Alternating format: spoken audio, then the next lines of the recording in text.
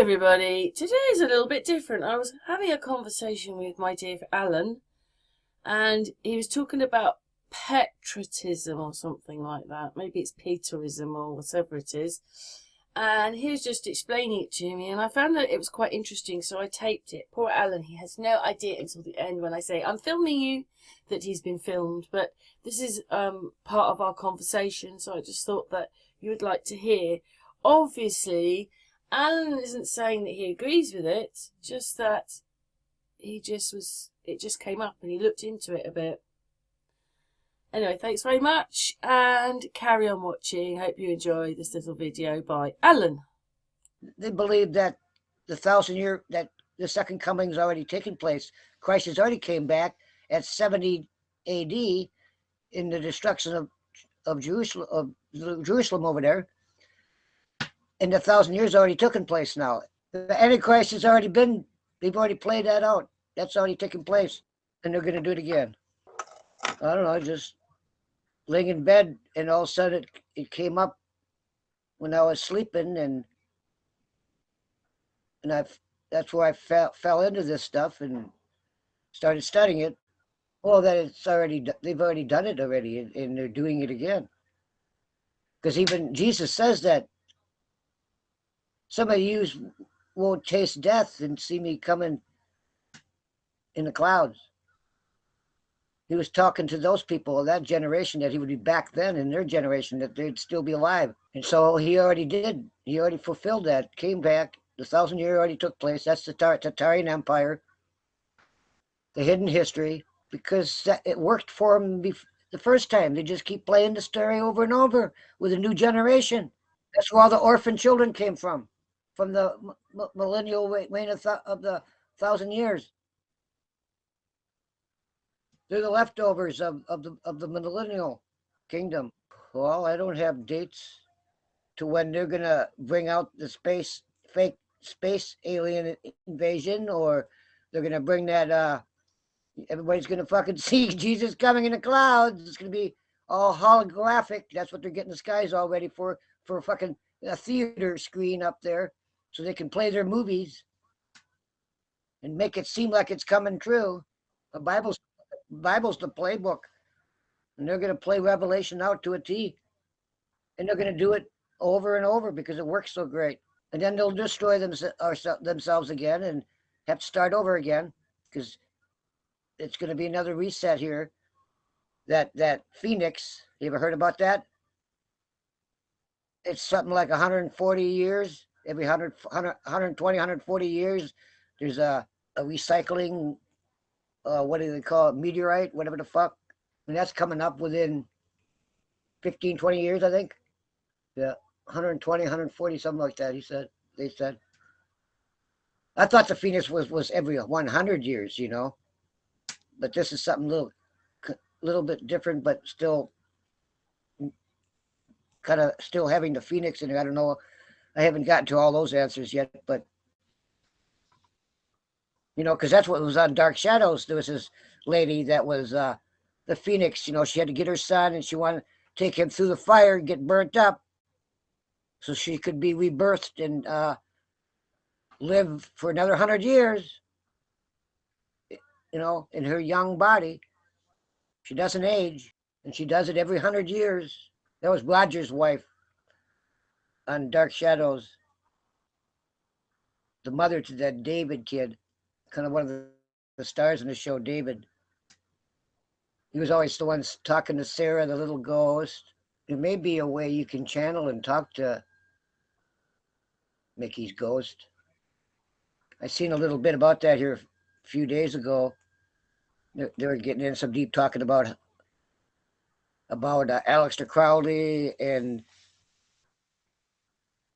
how you can channel these spirits and ghosts and shit like that. Yeah, everything's already been done already, you know. There's nothing new under the sun. Everything's been played out many times already. That's where all these ancient buildings come from. They just reuse them, rebuild cities around them. The churches were for fucking healing centers, and you know, it's all about that free energy. That they must have had a pretty good 1,000-year reign of pure fucking good, no evil. Everything was healing, and they must have had a hell of a. They must have lived for like 1,000 years, and then something happened. That's right. That's right. There's so much. There's so much we don't know. All we can do is speculate.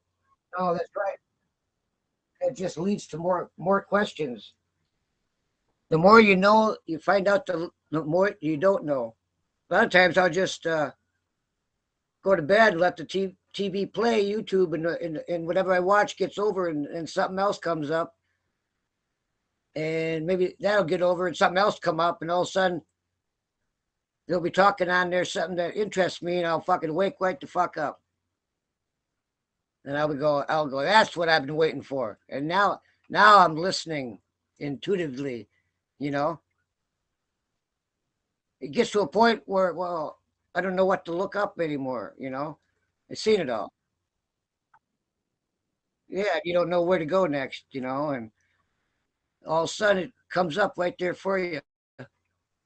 Might take a little bit, but well, it's all leading into more understanding to understand things better, a little more understanding on it. Well, it's allegory, it's metaphoric, it's symbolism. There's exoteric teachings and there's esoteric teaching. They hide the esoteric and want you to take the exoteric literally as fact history. And when you find out about the esoteric meaning, it's a whole different perspective of what these scriptures are saying, because it's all astrotheology and it's all about the human body and the human mind. It's all about what's that word, anapity of the human body and mind.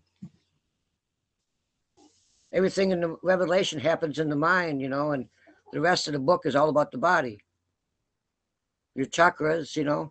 Actually, the Bible is all about the Hebrew governor, YHWH. That's why they give us a messed up calendar.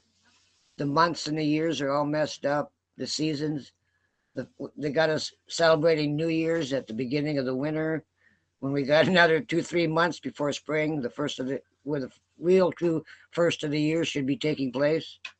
It should be the first of the year yet. It's wait till middle March or end towards when the sun when we get a new moon in the later part of March. There'll be a new moon. That's the beginning of spring, the new year. But then you see in different parts of the year, spring starts differently because of the sun and its migration, because the sun migrates around the circle of the earth to change the four seasons. It makes a bigger circle pattern. Does the sun go in a straight line, or does it go in a curved? Well, how can it go straight? Then it's going to have to make a 90-degree angle or go backwards. But if we're living in a pizza where the sun has to go in a circle, just like east and west goes in a circle, they want you to keep thinking that heliocentric, infinite space, galaxies, trillions and trillions of light years away, all that nonsense. You can only go so high, and you're going to hit that dome, that glass ceiling, that molten looking glass. Right. We don't know what it is. They don't want us to find out. They're keeping us from all those questions. But now we're breaking through and we're asking those questions. You can only hide it so long. And some will start waking up. Still, there's a lot of people still sleeping. They don't want to wake up. Preterism.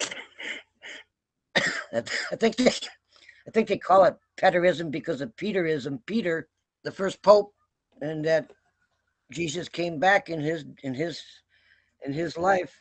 but I don't see. That's just a fictional story, a Jew story.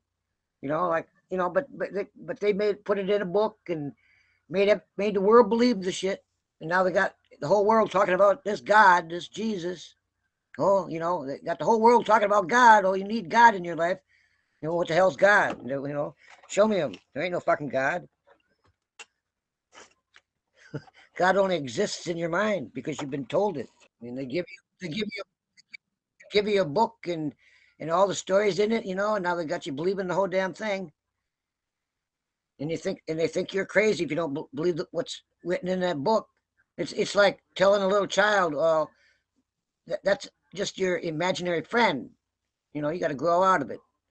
Well, you get to the adults now, and they're believing in this same fairy fantasy land, thinking they can have this personal relationship with this imaginary person because he's in a book here, in a story here.